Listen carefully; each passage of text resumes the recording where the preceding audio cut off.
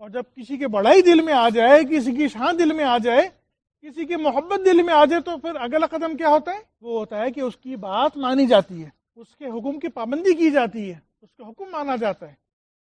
جب یہ پتہ لگ گیا کہ یہ اللہ ہے اور یہ قدرت والا ہے، یہ طاقت والا ہے، ہر چیز اس کے قبضہ قدرت میں ہے، جب یہ پتہ لگ جائے گا تو وہ پھر کیا کرے گا؟ اب اس کے حکم مانے گا، اس کی بات مانے گا، دوسرے لفظوں میں اس کی شریعت کی، اس کے احکام کی اتباع کرے گا۔ اب اتباع کیسے کرنی ہے اللہ کی اتباع کیسے کرنی ہے؟ بہت آسان طریقہ، ہم ہر دفعہ ایک ہی بات کرتے ہیں، ایک ہی موضوع ہمارے پاس ہے کہ اللہ کی اتباع کا طریقہ اس کے محبوب صلی اللہ علیہ وسلم نے دے دیا ہے، ہمیں سوچنے کی ضرورت نہیں ہے، ہمیں کوئی نیا طریقہ ایجاد کرنے کی ضرورت نہیں ہے۔ وہ اتباع کیسی ہوگی؟ وہ اتباع ایسے ہوگی کہ اس کے محبوب، اس کے حبیب صلی اللہ علیہ وسلم کی سنتوں کی اتباع کی جائے۔ یہ طریقہ ہے اللہ کو راضی کرنے کا۔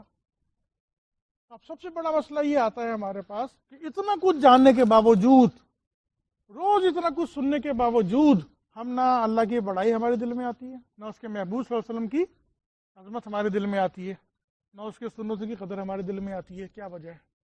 کیوں نہیں ہوتا ایسا؟ تقریباً ہم جو مسلمان لوگ مسلمان معاشرے میں رہ رہے ہیں، تقریباً کہیں نہ کہیں یہ بات سنتے ہی ہیں، کہیں نہ کہیں بیٹھ کر، کہیں دو بندوں میں بیٹھ کے سن لیا، کوئی تحریری سامنے آ گئی اس میں پڑھ لیا، کہیں کسی جگہ پہ ریڈیو ٹی وی پہ سن لیا، کسی مسجد میں چلے گئے تو اس کے امام سے سن لیا۔ لیکن یہ سب کچھ ہونے کے باوجود اللہ کی بڑائی، اللہ کی محبت دل میں کیوں نہیں آ رہی؟ اللہ کی عظمت دل میں کیوں نہیں آ رہی؟ اللہ سے تعلق کی کمی کی وجہ سے، اللہ سے تعلق کی کمی کی وجہ سے۔ تعلق نہیں ہے اصل میں، توجہ نہیں ہے اصل میں۔ پرانے زمانے کو تو مجھے پتہ نہیں، لیکن ہمارے زمانے میں اور آج کل کے زمانے میں ایک ہی مقصد ہے دنیا میں آنے کا۔ دنیا میں آنے کا ہمارے زمانے میں یا آج کل جو چل رہا ہے اس زمانے میں، جو آنے والا نظر آ رہا ہے اس زمانے میں، دنیا میں آنے کا ایک ہی مقصد ہے، صرف ایک مقصد، دنیا کو حاصل کرنا، بس، اور کوئی دوسرا مقصد نہیں ہے۔ مقصد اس قدر گہرا ہے، اس قدر پکا ہے کہ اس کے سامنے ہر چیز جو ہے مان پڑ جاتی ہے۔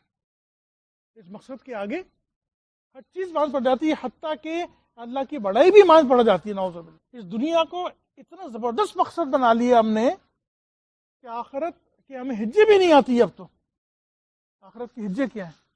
آخرت ہوتی کیا ہے؟